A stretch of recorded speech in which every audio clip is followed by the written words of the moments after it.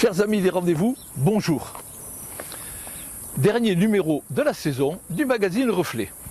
Après des mois de galère dus à la pandémie Covid qui a perturbé donc nos animations pendant 2 saisons, celle de 2021-2022 a pu se dérouler normalement et toutes les animations prévues ont pu avoir lieu. Il en manquait 2, celle du mois de juin. Les voici résumées en images. Mais commençons d'abord par la dernière session d'étoiles, celle consacrée à un hommage à Milos Forman. Rendre hommage à Milos Forman a pris tout son sens pour les spectateurs venus voir ou revoir 5 films de ce réalisateur génial. Quelle que soit l'époque, le XVIIIe siècle ou les années 70, le lieu, hôpital psychiatrique ou tribunal, ou les personnages, Mozart ou Larry Flint, Milos Forman a dénoncé avec force tous les systèmes d'oppression qui veulent réduire la liberté de l'individu ou lui refuser sa dignité. Un beau combat dans de magnifiques films. Nous vous avons présenté un cycle Milos Forman dans sa partie réalisation aux États-Unis. Mais qui était-il en fait, Milos Forman? Milos Forman est né en 1938 en Tchécoslovaquie. Et il a connu très tôt la répression et la soumission au régime nazi. Ses parents ayant été déportés en camp de concentration. Il intègre aussi également un orphelinat qui a été mis à disposition par le régime communiste. Et là, il est éduqué pour être un bon communiste. En fait, il en tire parti, puisqu'il connaît, grâce à cette éducation, le cinéma, la photographie, et cela lui permet d'intégrer en 1956 la Lanterna Magica, où il découvre le théâtre, le cinéma, la photo, et il découvre également le potentiel et le pouvoir de l'image, qu'est le cinéma. Qu'est-ce qu'il fait? En 1963, il réalise Les Amours d'une blonde, qui lui vaut un franc succès, L'As de pique, qui est aussi un très très grand succès puisque c'est une satire sociale, et enfin Au feu les pompiers, qui présage les événements de 1968, puisqu'on n'est pas sans savoir quand le printemps de Prague finalement a marqué le renouvellement d'une nouvelle période sociale. C'est au cours de ce film d'ailleurs qu'il intègre complètement le cinéma tchécoslovaque et en devient le chef de file de la nouvelle vague. Cela lui permet aussi de partir à l'étranger, de partir à l'ouest. Et il part en France, bien sûr, puis aux États-Unis. Là, aux États-Unis, c'est différent parce que c'est un gars de l'Est. Ce n'est pas facile pour lui. Il arrive à New York et fréquente toutes les communautés cosmopolites de cette ville.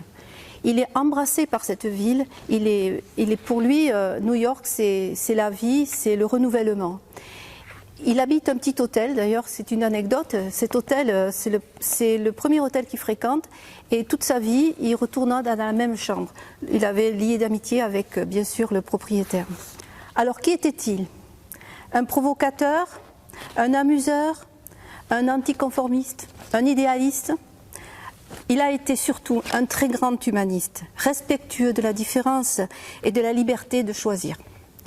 Et je terminerai mon propos en disant que pour lui, il y avait le droit au bonheur. La saison a pris fin le lundi 13 septembre avec un CEP dédié aux Canaries, le petit train jaune de Cerdagne, un monument pour les Catalans, dont le spécialiste Pierre Cazenove est venu nous parler. Dis-moi, tu vas nous faire une conférence sur le train jaune, mais est-ce que tu l'as déjà pris le train jaune? Alors le train jaune, je le prends régulièrement l'été avec mes petits-enfants. Voilà. Après, vu que je ne suis pas un habitant du département, hélas, je ne le prends pas régulièrement, on va dire. Voilà. D'accord. J'ai une autre petite question. Combien de livres as-tu écrit sur le train jaune? Alors j'ai écrit et co-écrit 8 tomes dans la collection Les Carnets du train jaune avec les éditions Talaya. Et je pense avoir apporté un nouveau regard peut-être sur la ligne de Cerdagne, sa conception, sa construction, en ajoutant des détails, des documents sur ce qui avait déjà été dit. Et te souviens-tu d'un ouvrage que tu as rédigé en 90 pour le compte du CDDP? Alors, figure-toi que ça va introduire parce que je ne t'ai pas oublié, Yvan. Ça va introduire la conférence et ça a été un excellent souvenir. Ça a été un déclic pour disons, ma vocation, on va dire, pour le train jaune. Et ça a été un déclic aussi pour le CDLP, mais je vais le dire dans ma présentation. Très bien. Tout a débuté en 1902. Les polytechniciens et les hommes politiques comme Lax, Gisclar, Séjourné, Brousse ont poussé dans le même sens pour relier le Conflent à la Cerdagne avec une ligne ferroviaire électrifiée. Malgré le tragique accident de 1909 au Paya, les travaux ont pu être menés à terme et depuis, le petit train jaune, fierté des Catalans, poursuit son bonhomme de chemin de fer pour le plus grand plaisir des touristes.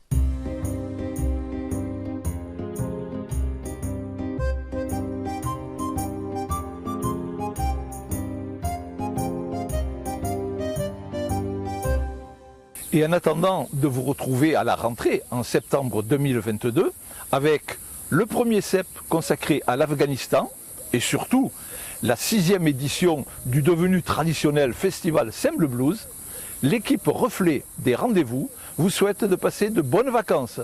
Et en attendant, culturez-vous bien.